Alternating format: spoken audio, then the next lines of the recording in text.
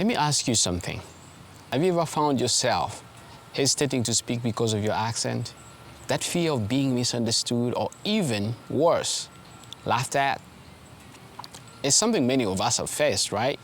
And trust me, I've been there too. My name is Judek, and today I want to take you on a journey, a very personal journey, where I've learned to overcome the fear of speaking English with an accent. Come on, let's go, follow me.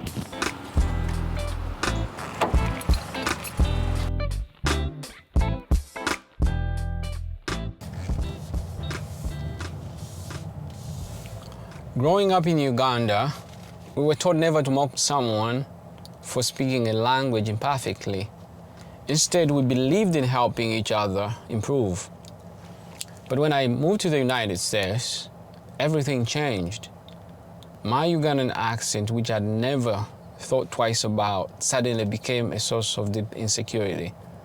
I remember my first job as a security officer in California, where every time I had to speak, my heart would race and my palms would sweat and I would freeze, terrified that no one would understand me. This fear isn't just my story, it's a story of countless people who have left their home countries only to feel silenced by their own voices. And today I want to show you that your accent is not something to hide, it's something to embrace with pride.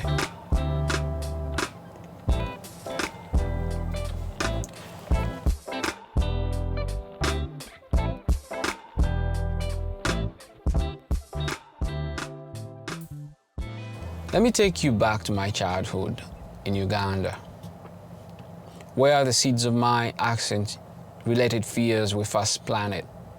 In my country, speaking in broken native languages wasn't something to be ashamed of. If someone struggled with the language, we didn't laugh. We corrected them and helped them improve. But when it came to English, things were a little different. From a young age, we were taught that English was a language of success, of opportunity. In Uganda, like in much of East Africa, English is the official language thanks to our colonial history.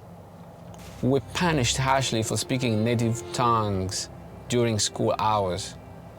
I remember one school where we had a handcrafted horn, a symbol of shame, that you had to wear around your neck if caught speaking a native language. Every evening during assembly, those who wore the horn would be punished in front of everyone. It was a public humiliation that made us fear our own languages and forced us to adopt English as the norm.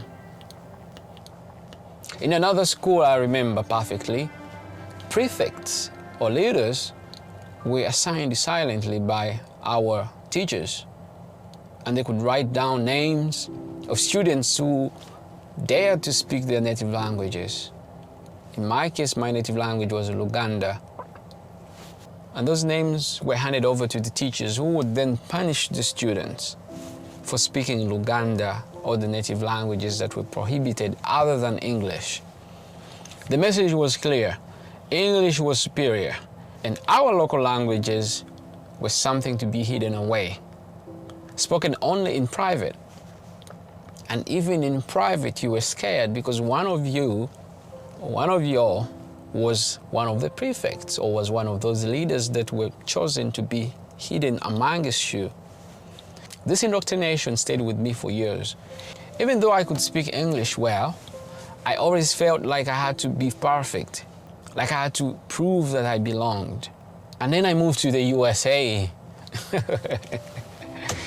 Suddenly, my Ugandan accent, which had never been a problem back home, became a source of deep insecurity. I remember my first job in the United States, working as a security officer at a grocery store in California. I had to introduce myself to the team, and the fear that gripped me was overwhelming. My heart raced, my palms were sweaty, and I could think, and all I could think was, what if they don't understand me? What if they laugh at me? That thought gave me a lot of goosebumps. It terrified me. Even worse, one of the duties that was assigned to me was to announce store closures over the intercom. See, every night as a security officer, I had to say, "The store is closing. Please proceed to the checkout." But terrified with my accent, that thought of speaking into the microphone terrified me. I would often ask my co-workers to make the announcement for me because I was paralyzed. And paralyzed by the fear that my accent would be mocked at to whoever heard me speaking. It was a tough time, and it took a toll on my self-esteem, I should say. See, speaking, something that should have been natural, became a source of anxiety. I would replay conversations in my head, worrying about every word, every phrase, every pause. But these early struggles were just a beginning, you know. Little did I know, this fear was something I would soon have to confront heads on. After struggling for what felt like an eternity, there came a moment when everything began to shift. My turning point came during my time in the US Army, an environment where communication was crucial and leadership roles were assigned based on merit and capability, not on how perfectly you spoke English. When I first joined the Army, I was still grappling with the fear of speaking because of my accent. But something incredible happened.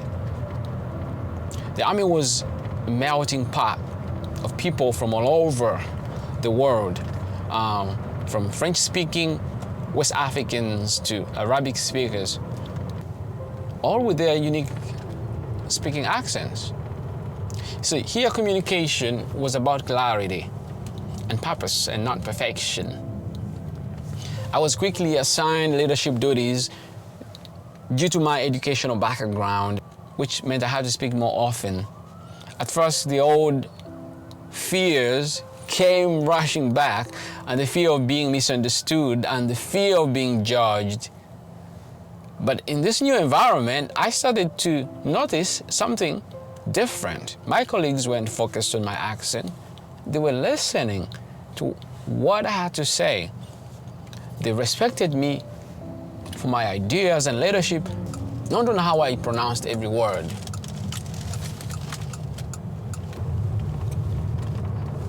One experience stands out vividly, and this was during my training. And during one of the training sessions, I had to lead a group of soldiers through a complex task. My heart pounded as I gave instructions, but instead of the nervousness that usually plunged me, I realized that my accent did not matter as much as I thought I did. What mattered was that I was clear, direct, and made sure that my team understood the tasks at hand. This was a profound realization for me. I started to see my accent not as a barrier, but as a part of who I am, a part of my story, my identity.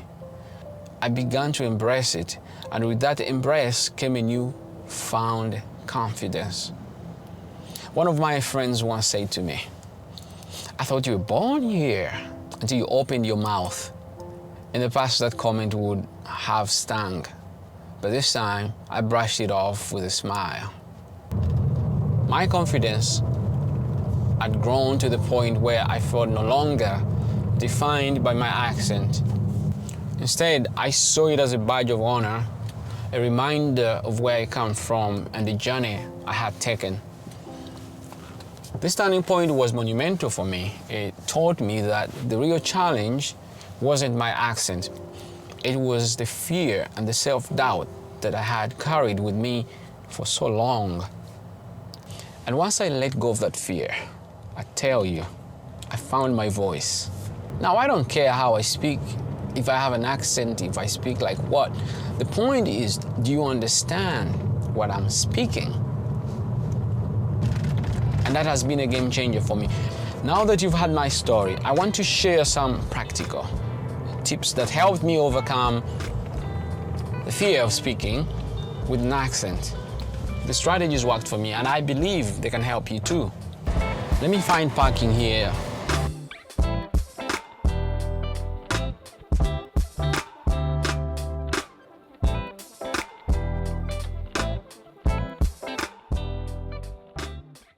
Before I continue, number one, embrace your accent.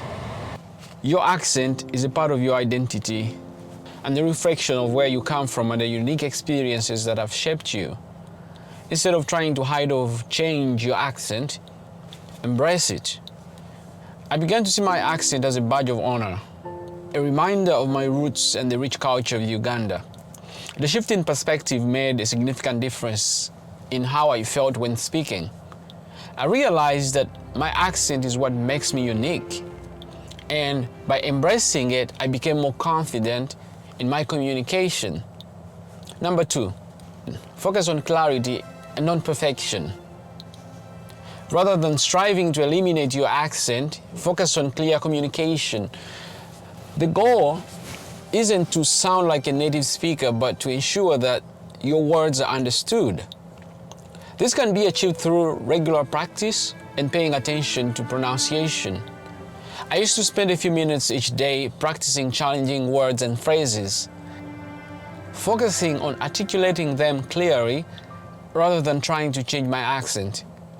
Over time, this practice helped me feel more comfortable and confident in my conversations as I realized that clarity was more important than perfection. Seek constructive feedback. Don't be afraid to ask for feedback from others. Constructive feedback is essential for growth, and it's a powerful tool for improving your communication skills. I often ask my friends, colleagues, and even mentors to correct me if I mispronounce something or if they had trouble understanding me. You see, initially, it was uncomfortable, but I quickly learned that this feedback was invaluable. It helped me learn and improve continuously. See, the key is to find people who are supportive and genuinely want to help you improve. Their insights can provide a perspective that you might not see yourself, and this can accelerate your progress. Number four, practice, practice, practice. See, confidence comes with practice. The more you speak, the more comfortable and confident you will become. Don't shy away from speaking opportunities, even if they make you nervous. Join local groups, participate in discussions, and take on roles that require you to speak.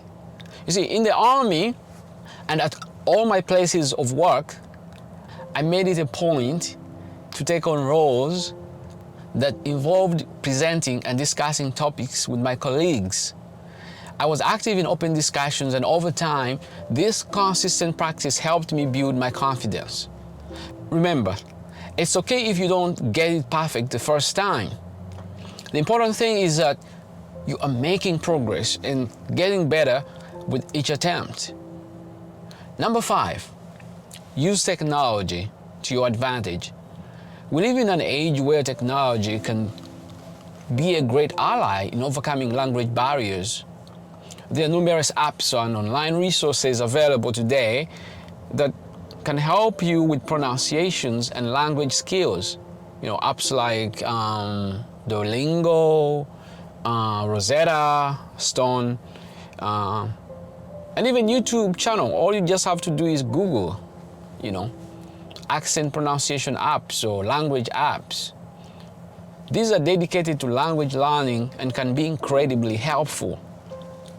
I found that watching videos and practicing along with them was a great way to improve my pronunciation and getting comfortable with different sounds. These tools are easily accessible and can be tailored to your specific needs, making them a valuable resource in your language learning journey. Additionally, recording yourself and listening back can help you pinpoint areas for improvement. Number 6, it is okay to ask for help. In my country of residency in the US, I encountered situations where I didn't understand what someone was saying, or they didn't understand me.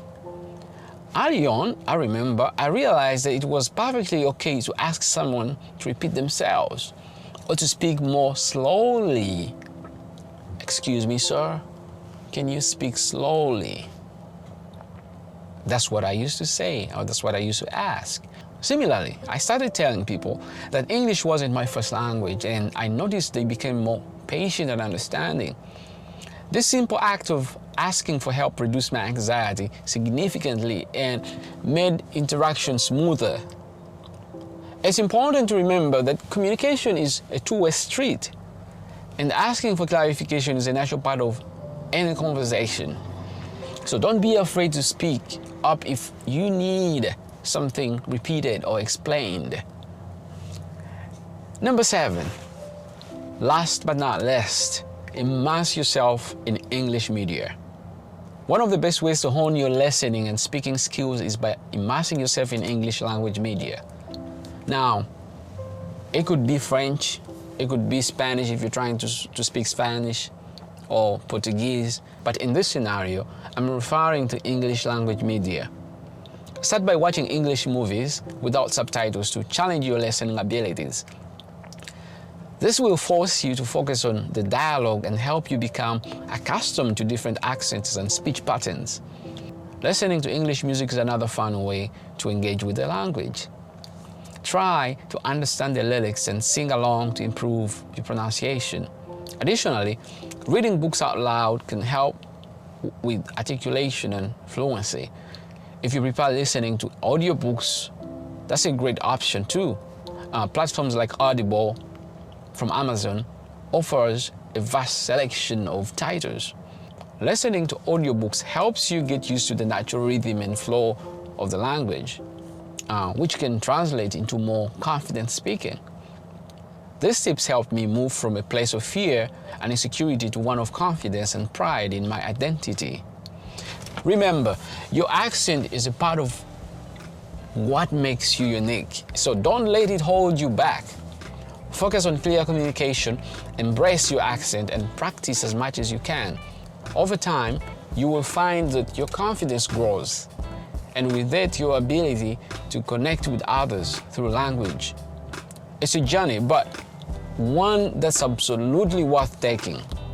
So to everyone out there who feels scared or self-conscious about speaking English with an accent, remember, your accent is a part of who you are. It tells a story about your journey, your experiences, and your heritage. Don't let it hold you back. Instead, embrace it with pride and focus on what truly matters, and that is clear communication.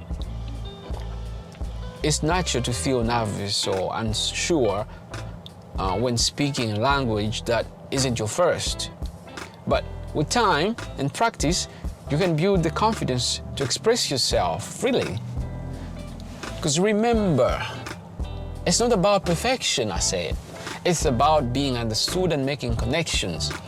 Immerse yourself in the language through media, and don't be afraid to ask for help when you need it.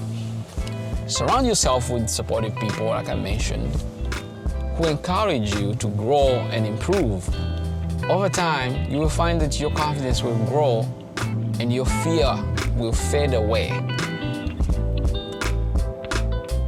It's been a wonderful ride with you guys, and thank you for being here with me today. I know that each one of you has a unique story, and I would love to hear about your experiences in the comments below. If this video resonates with you, please don't make me beg. Support this channel by subscribing and share with your friends. Let's continue this journey together. Thank you.